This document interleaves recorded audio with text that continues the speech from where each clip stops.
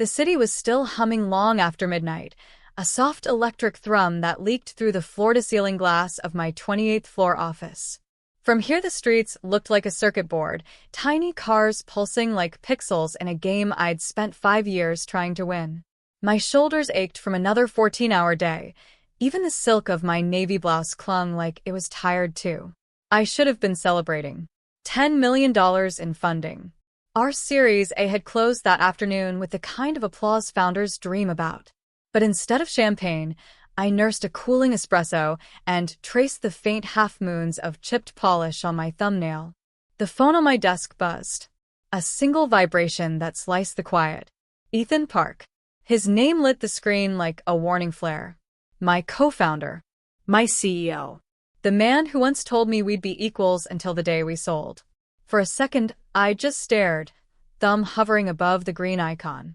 The skyline reflected my own face back at me, dark hair pulled into a tired knot, eyes that had forgotten how to look surprised. We'd built this company on 70-hour weeks, takeout boxes, and blind faith. We had bled for this moment.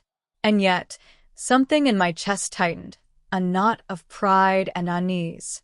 Why did this call feel less like victory and more like the first crack of a storm? I let the phone buzz a second time. 5 years earlier, my world was a far cry from 28th floor views. I was 24, living out of a cramped Boston apartment where the radiator hissed like it was plotting against me. A single bulb dangled above the peeling counter, and every time the subway rattled past, the cupboards quivered like they might fall. That night, I sat across from my parents at their oak dining table in Connecticut, the same one where I'd once colored in my kindergarten homework. My dad pushed his glasses up his nose and cleared his throat. Rachel, leaving a stable job at Deloitte for some app idea? It's reckless. My mom's fingers worried the handle of her teacup. Honey, I just want you to be safe. Startups, they chew people up. Their voices pressed against me like the heavy winter air outside. I'd rehearsed my response all day. How to explain that I couldn't breathe inside a cubicle, that the thought of one more spreadsheet felt like drowning. But as they spoke, the words knotted in my throat. I have to try, I finally whispered. My hands trembled, palms damp. This isn't just an app. It could change how communities connect. Silence. My father leaned back, lips thinning. My mother's eyes brimmed with worry. Grandma June, quiet until now, reached across the table. Her hand was warm, papery, and steady. From the pocket of her cardigan, she drew a small brass key, worn smooth from decades of touch. This belonged to your grandfather, she said. He built our first family hardware store with these hands. This key opened his very first front door. You'll unlock your own someday. Don't let anyone tell you otherwise. The metal felt cool and sure in my palm, a weight both fragile and unbreakable. I stood, my decision solidifying like ice on a lake. I'm doing this, I said, voice clear now. I'm leaving Deloitte. Ethan and I are launching Connective. Dad exhaled sharply. Mom blinked away a tear. Grandma just smiled, the lines around her eyes deepening with quiet pride. That night, back in my drafty apartment, I pinned the key to the inside of my coat pocket. I didn't sleep, but for the first time in months, I wasn't afraid.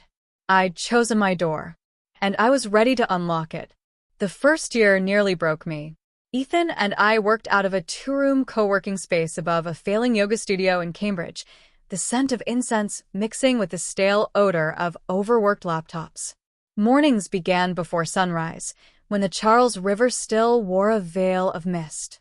Nights bled into mornings again, the city lights blurring as I stumbled home after 2 a.m., my ears still ringing with the clack of keyboards and the hiss of overused espresso machines. I learned to live on black coffee and adrenaline. Investor after investor gave us polite smiles and brisk rejections. I'd leave pitch meetings with my blazer damp from nervous sweat, trying to reapply a smear of lipstick in the back of a rideshare while swallowing tears. Sometimes I'd glance at the brass key pinned inside my jacket pocket. I'd rub my thumb over its worn grooves, and the sharp edges reminded me why I'd leapt in the first place. One rainy Tuesday, after yet another rejection, I met Marion Lee, a veteran entrepreneur who had sold her own company a decade earlier. She had a streak of silver in her hair and the kind of voice that could cut through chaos. Over lukewarm diner coffee, she listened without interrupting as I spilled every fear. The dwindling runway, the quiet condescension of male investors, the possibility I'd made the biggest mistake of my life. When I finally paused, she slid her mug aside. "Rachel," she said, her gaze unwavering. "Protect your equity. Protect yourself. Ideas pivot. Markets shift. But if you give away your power now, you'll regret it when the money finally comes." Her words lodged deep. That night, I updated every contract, every clause, making sure my patents, my late-night algorithms, and the community mapping code were filed in my name. Ethan agreed without argument. Back then, he still called me his co-captain. The months crawled forward. We survived on tiny victories. Our first pilot launch at a local university, the moment a regional nonprofit signed up for a paid subscription, the email from an unexpected angel investor who loved our mission. Each milestone felt like catching a breath after drowning. We celebrated with dollar store champagne and greasy pizza, laughing until our voices cracked. No one from home knew the details. I posted only vague updates, working hard, big things coming, because explaining the sleepless nights and near-bankrupt weeks would only invite more worry or "I told you so's." Sometimes, when exhaustion threatened to hollow me out, I'd unpin Grandma June's key and set it on my desk. Its cool brass seemed to absorb every tear I refused to shed. By year 4, Connective wasn't just surviving, it was thriving. Nonprofits across 3 states were paying for our platform. I signed our first 7-figure deal with a community foundation while wearing sneakers and a shirt still damp from the morning's rain. No one beyond Ethan and a handful of mentors knew how far we'd come. And I intended to keep it that way, at least until the world was ready to see what I'd built in the dark. The night of the funding announcement, Boston's skyline burned gold and copper against a charcoal sky. I'd stayed late in the office, half because I couldn't quite let go of the adrenaline, half because I needed silence to think. The new investors had wired $10 million that morning, and the emails hadn't stopped all day. Congratulations from old professors, strangers on LinkedIn, even a few half-hearted notes from relatives who once called my idea a hobby. The phone buzzed again. Ethan Park. I pressed accept this time. "Rachel." His voice came smooth, too smooth. "Big day, huh? We did it." The pride in his tone sounded rehearsed, like an actor hitting a line he no longer believed. "We did," I said carefully, watching the city lights flicker across the glass. 10 million. Feels surreal. A pause. Then a low sigh. "Listen, there's something we need to finalize. The investors want to streamline decision-making. It's standard. They're pushing for me as the sole executive voice. Temporarily, of course. You'd stay on as founder and product lead, obviously. But board voting rights would rest with me." The words landed like ice water. I gripped the edge of my desk, feeling the wood's sharp edge press into my palm. "You're asking me to give up my vote," I said, each word slow. "It's just to make negotiations cleaner. You know how these rounds go." He chuckled softly, the sound brittle. "And Rachel, you'll be taken care of. Your equity is safe." Safe. The word tasted like tin. I let silence stretch. Through the window, my reflection stared back. Dark blazer, hair falling loose from its knot, eyes steadier than they'd been 5 years ago. "Ethan," I said finally, "do you remember the night we signed our partnership papers?" He hesitated. "Of course. My grandmother gave me a key that night. She told me I'd unlock my own door someday." I reached into my pocket and traced the cool brass. I took her seriously. Another pause. "Rachel, you didn't know," I continued, voice even. "When I filed the community mapping algorithm, I did it in my own name. Patents, trademarks, every critical piece is registered to me. The platform can't operate legally without my license."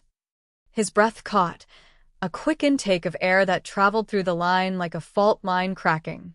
"I'm not saying no to the investors," I added, "but there will be no restructuring that removes my vote." And any agreement we sign will protect the team, every engineer, every community manager who bled to make this real.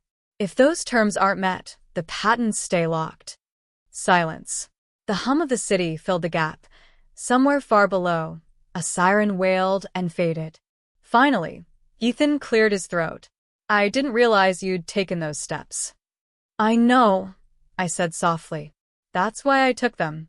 For a moment, I could almost see him, leaning back in his leather chair across town, the smooth confidence slipping, calculation flickering behind his eyes. You'll have my draft by morning, he said at last, voice quieter. Full board voting rights intact. Team protections included. Good, I replied and ended the call. The phone screen dimmed, leaving only my reflection in the black glass. The same woman who once trembled at her parents' table, now holding the key, literally and figuratively. I slipped the brass key back into my pocket and exhaled, the weight of 5 relentless years settling into something lighter. The storm had come, and I was the one holding the lock.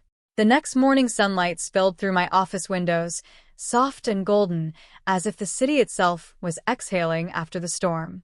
I arrived early, long before the team would trickle in with their lattes and quiet excitement. The brass key lay on my desk beside a fresh legal draft from Ethan, exactly as I had demanded. I took my time reading. Every clause was there. Full board voting rights for both founders, written protections for every team member, and a guarantee that the next funding round would not dilute the early employees who had worked for little more than belief. When Ethan finally stepped into my office just after 9, he looked like he hadn't slept. His usually crisp shirt was wrinkled at the cuffs, and his tie hung slightly askew. Morning, he said, voice low. I sent the draft. I read it. I kept my tone neutral, letting the quiet stretch. It's a start. He exhaled, shoulders dropping. What else do you need? I turned the brass key slowly between my fingers. First, an employee equity pool expansion. The people who stayed through 5 years of ramen and red-eye sprints deserve more than a thank you email. Second, a public statement jointly signed, committing to our mission before profits. Third, a seat on the board for Marion Lee. She believed in us before anyone else. His brows lifted. Marion? The early mentor? Yes. She taught me to protect myself. She'll help protect this company. Ethan hesitated, then nodded. Done. I leaned back, letting the leather of my chair cradle the tension that had lived in my shoulders for years. And one more thing. He raised an eyebrow. When we brief the press about the funding, I'll speak first. You'll follow. We'll present as equals, because that's what we are. A flicker of something, regret, maybe, crossed his face. He swallowed, then offered a quiet, almost sheepish smile. Of course. For the first time since the call, I felt the knot in my chest loosen. It wasn't revenge I wanted, it was balance. The chance for every voice that built connective to be heard, and for the young woman I once was, trembling at a Connecticut dining table, to know her risk had bloomed into something no one could take away. Ethan reached for the door, then paused. Rachel, you were right to do what you did. I held his gaze. I know. He left without another word. I turned the brass key once more in my palm, its weight steady and warm. It was no longer just a relic of my grandfather's first store. It was the symbol of every door I had chosen to open, and of the ones I'd chosen to lock when the world tried to push through. 2 weeks later, the office buzzed with a new kind of energy, steady, confident, alive. The Series A announcement had splashed across every major tech site, but what mattered most to me wasn't the headlines. It was the faces of the people who had built this company from scratch, the engineers who'd debugged code at 3 a.m., the community managers who'd answered calls from frantic nonprofits long after their shifts ended. They knew, now, that their work and their equity were protected, and they walked a little taller for it. One evening, after the last of the team had headed home, I lingered by the big windows overlooking the Charles. The sunset painted the river in streaks of tangerine and rose, the city lights flickering on one by one like stars impatient to be noticed. I thought of my parents back in Connecticut, still cautious, still worried, but slowly, almost shyly, telling friends that their daughter had raised millions for a platform that connected thousands of people in need. We were speaking more often now. The sharp edges of that old dinner table argument had softened into something like understanding. Grandma June's voice echoed in my memory. "You'll unlock your own doors someday." I reached into my blazer pocket and found the brass key. Its once cold surface had warmed against my skin, the grooves polished smoother by years of restless rubbing. I held it up to the fading light. It wasn't just a key to the past anymore. It was proof of every sleepless night, every pitch rejection, every quiet act of courage. Behind me, the empty office hummed with the gentle thrum of servers and the faint scent of brewed coffee. For the first time in 5 years, the silence felt like peace, not pressure. I smiled, sliding the key back into its place. I didn't just build a startup. I whispered to the glass, watching my reflection blur into the night. I built the key to my own freedom. The words hung in the quiet like a vow, soft, certain, unshakable.